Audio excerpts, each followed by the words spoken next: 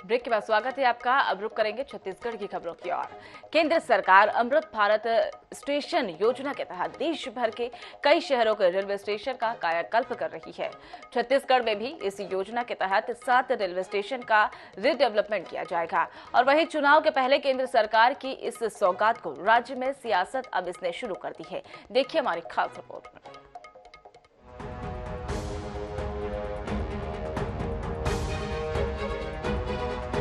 PM Narendra Modi ने रविवार को अमृत भारत स्टेशन योजना के तहत देश भर के 508 रेलवे स्टेशनों के कायाकल्प का वर्चुअली माध्यम से शिलान्यास किया। इस योजना के तहत छत्तीसगढ़ के Raipur, Bilaspur, Mahasamund, Durg, Bhilai, power house, Tilda, Neora, Akaltara station का रीडेवलपमेंट किया जाएगा। इसके लिए 1900 करोड़ का बजट आवंटित किया गया है। अकेले रायपुर स्टेशन के लिए 470 करोड़ का बजट दिया गया है। केंद्र सरकार की इस कवायद पर सीएम भूपेश बघेल ने तंज कसा है। प्रधानमंत्री को मैंने पत्र भी लिखा है कि लगातार ट्रेनें विलंब से चल रही है, बहुत सारे निरस्त हो रहे हैं और ये बहुत दुखद है। खासकर छत्तीसगढ़ में विरल बसाहट है, लेकिन एक शंका ये भी हो रही है कि जिस प्रकार से एयरपोर्ट को पहले चमकाया जाता है, सरकार 1000-2000 करोड़ रुपए वहाँ इन्वेस्ट करती है और उसके बाद उसको नीलाम कर देती है। ये भी तो वैसी नहीं होगा कि पूरे देश भर के बढ़िया से जो बड़े बड़े स्टेशन हैं उसमें मॉडिफिकेशन करेंगे और फिर वो भी निजी हाथों में चला जाएगा। सीएम बघेल के बयान पर बीजेपी ने कहा है कि इस योजना से स्टेशन में एयरपोर्ट जैसी सुविधाएं मिल सकेगी। कांग्रेस केवल आरोप लगाने का काम करती है। वहीं प्रदेश अध्यक्ष अरुण साव ने कहा है कि सीएम भूपेश अपने राज्य की चिंता नहीं कर पा रहे हैं। राज्य में कानून व्यवस्था चौपट है। भूपेश बघेल पहले इसकी चिंता करें।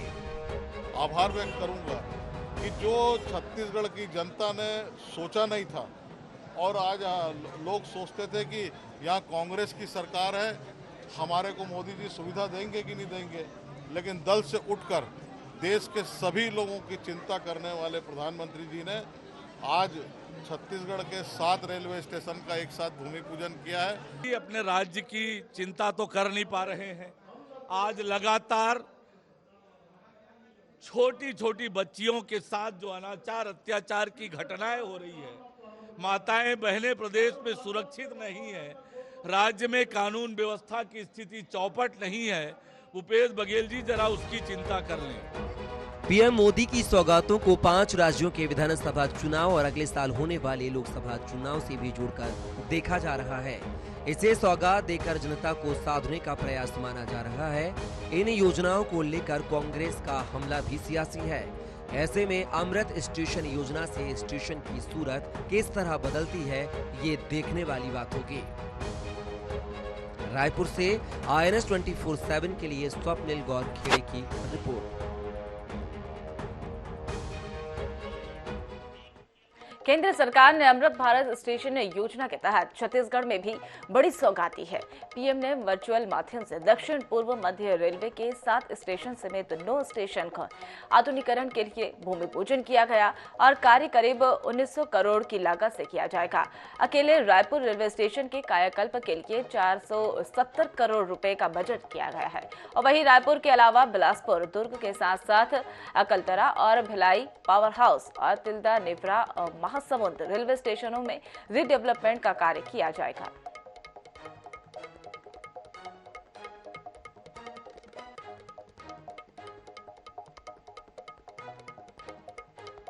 कि अमृत काल में आज अमृत मिशन के तहत एक वर्ल्ड रिकॉर्ड कायम हुआ है।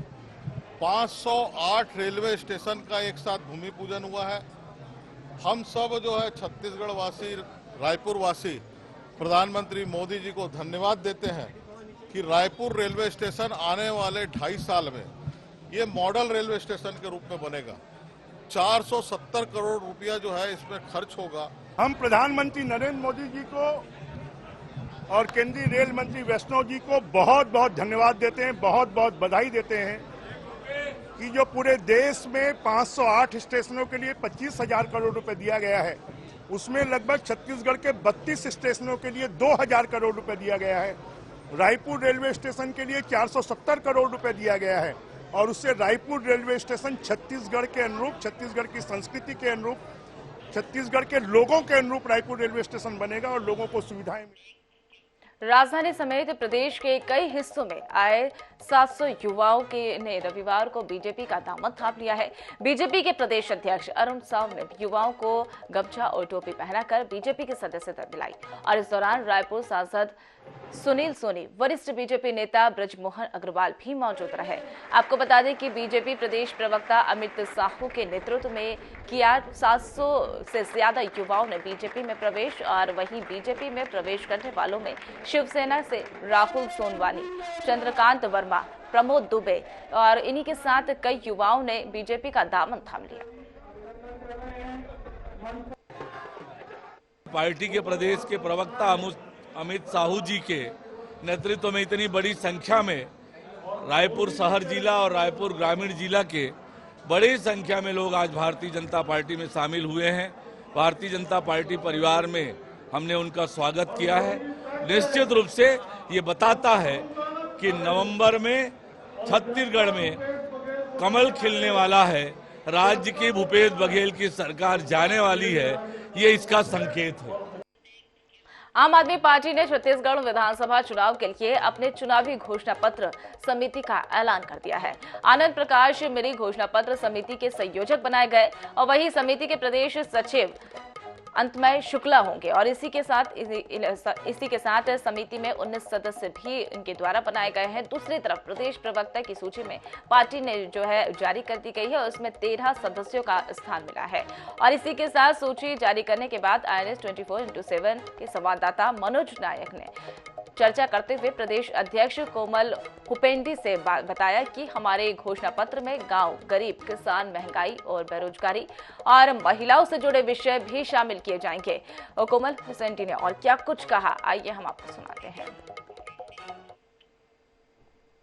छत्तीसगढ़ में विधानसभा चुनाव जीतने के लिए आम आदमी पार्टी तैयार है। आज आम आदमी पार्टी ने चुनावी घोषणा पत्र समिति का ऐलान किया, साथ ही साथ जो है 13 प्रवक्ता भी बनाए गए हैं। अभी हमारे साथ आम आदमी पार्टी के प्रदेश अध्यक्ष कोमल हुपेंडी, सीधे उनसे ही रूबरू होते हैं। आज 2 अलग अलग समितियां बनाई गई है, किन किन को इसमें रखा गया है और क्या क्या मुद्दे शामिल करेंगे, खासकर जो चुनावी घोषणा पत्र समिति में?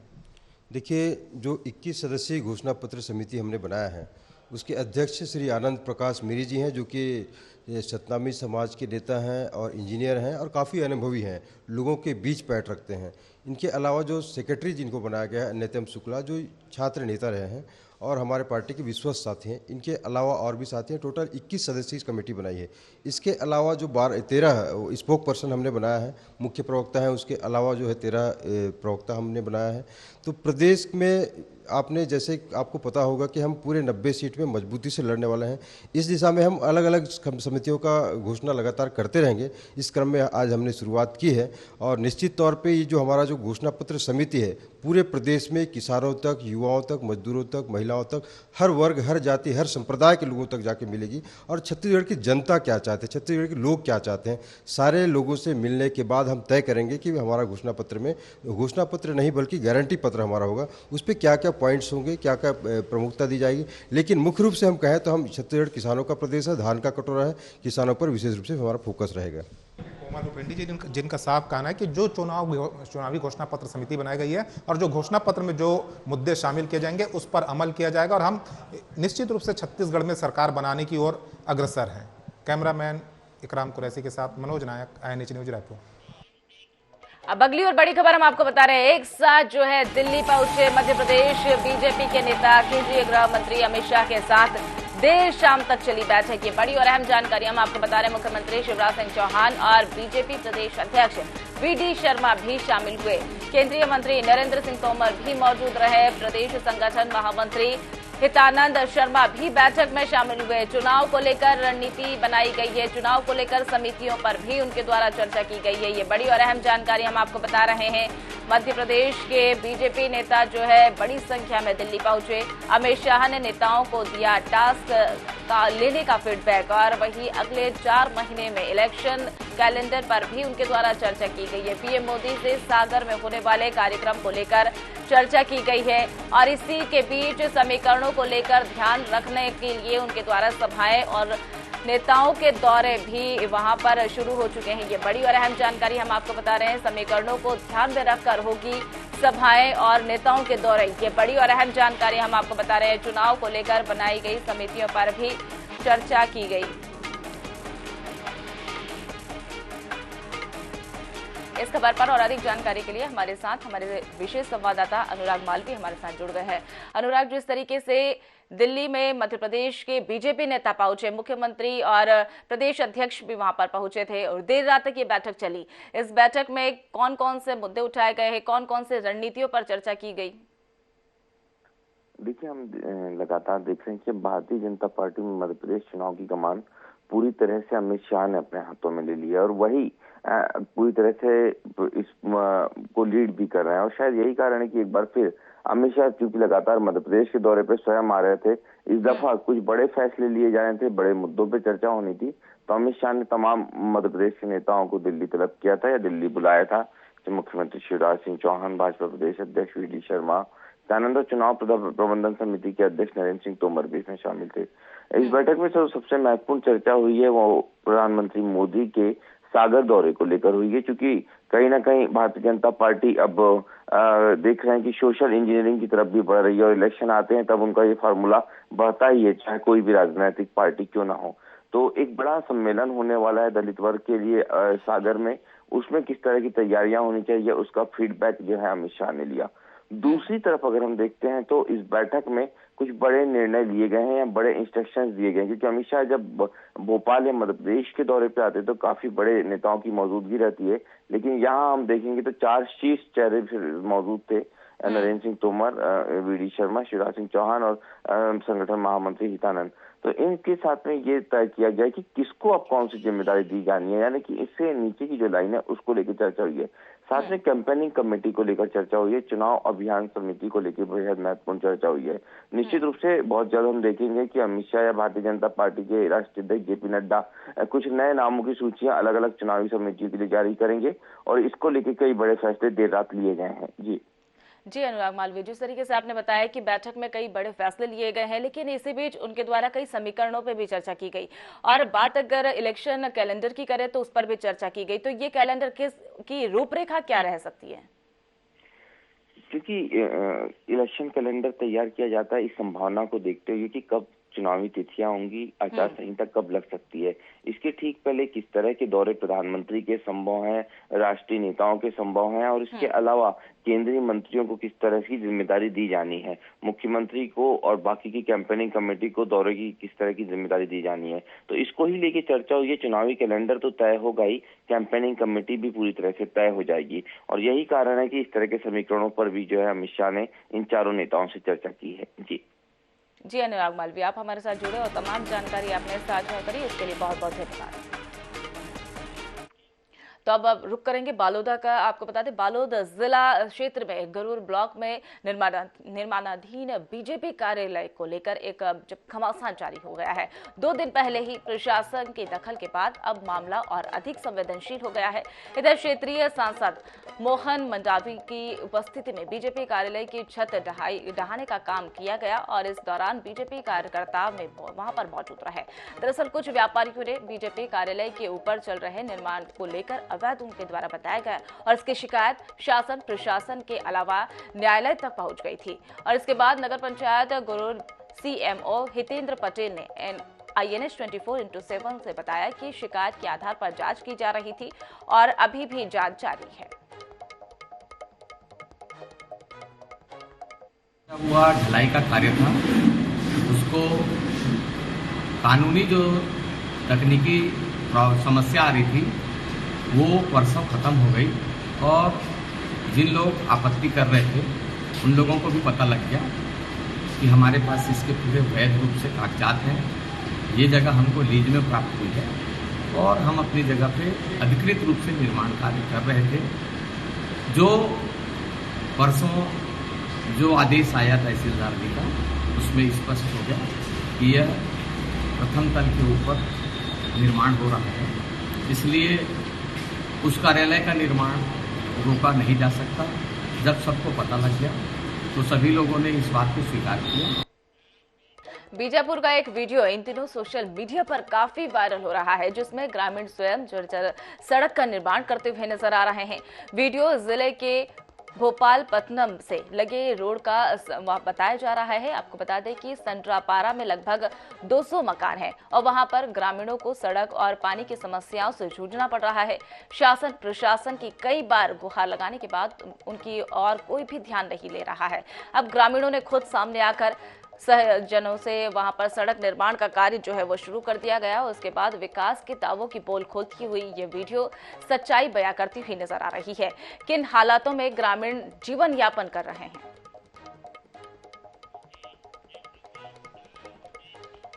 जगदलपुर शहर में एक बार फिर डेंगू ने दस्तक दे दी और शहर में 2 मरीज डेंगू पॉजिटिव पाए गए हैं, जिसे बेहतर इलाज के लिए एक निजी अस्पताल में भर्ती करवाया गया है। ये दोनों मरीज दीनदयाल वार्ड में बताए जा रहे हैं और इस मामले को लेकर बीजेपी नगर अध्यक्ष और पूर्व पार्षद सुरेश गुप्ता ने नगर निगम को घेरा है और उनके द्वारा आरोप लगाया गया है क्योंकि इस वार्ड में बीजेपी के पार्षद हैं और इसलिए निगम जानबूझकर सफाई नहीं करवाता है और राजनीति कर जनता की मौत के मुंह में उनको धकेल रहा है। उधर निगम आयुक्त का कहना है कि सभी वार्डों में लगातार कीटनाशक छिड़काव किया जा रहा है, साथ ही वार्डों में जल्द ही शिविर लगाकर डेंगू और मलेरिया की जांच की जाएगी।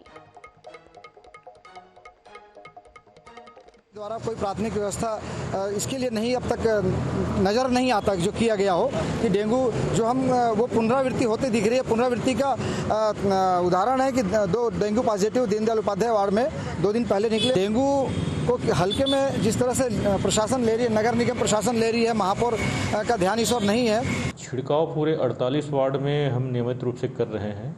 सभी के पास दवाई छिड़कने के लिए मशीन है, अगर आवश्यकता पड़े तो शिविर भी लगाएंगे।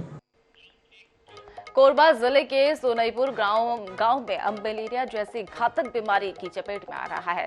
गांव के दर्जनों ग्रामीण इस खतरनाक बीमारी से जूझ रहे हैं। वहीं मामले की जानकारी लगते ही स्थानीय विधायक और मुख्यमंत्री अधोसंरचना के तहत उपाध्यक्ष मोहित राम ने वहां पर इलाके का दौरा किया और इसके बाद उन्होंने कलेक्टर समेत CMHO को शिविर लगाकर लोगों को इलाज कराने के निर्देश दिए। निर्देश के बाद कैंप लगाकर लोगों का इलाज किया जा रहा है। इतना ही नहीं, प्रभावितों को दवाइयों के साथ ही मच्छरदानी का वितरण भी किया जा रहा है।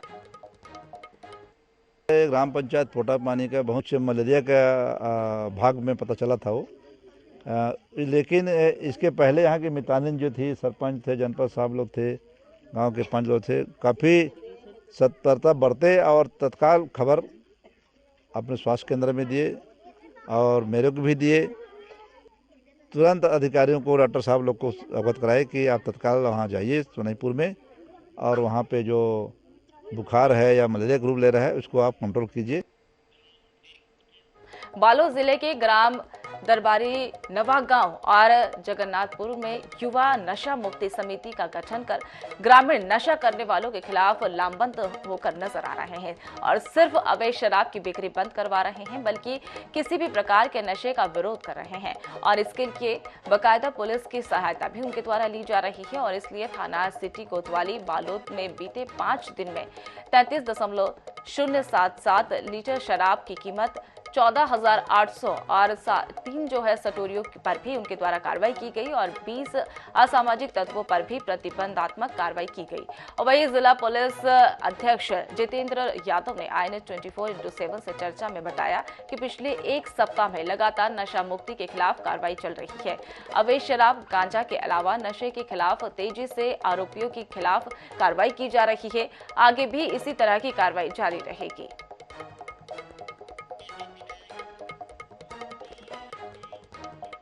तो वही आपको बता दें कि अगली और बड़ी खबर हम आपको बता रहे हैं कोरबा से सामने आ रही है। कोरबा की उरगा पुलिस ने ट्रक चालक से मारपीट कर लूट की घटना को अंजाम दे दिया और वही मामले में 3 अपचारी समेत 7 आरोपियों को गिरफ्तार किया गया और उनके कब्जे से मोबाइल, नकदी रकम और वारदात में इस्तेमाल किए गए 2 बाइक को बरामद किया गया।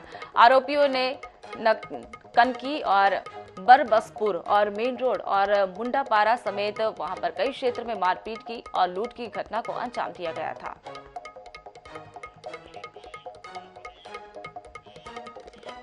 तो फिलहाल इस बुलेटिन में मेरे साथ इतना ही। तमाम ताजा अपडेट्स के लिए देखते रहिए INS 24/7। नमस्कार।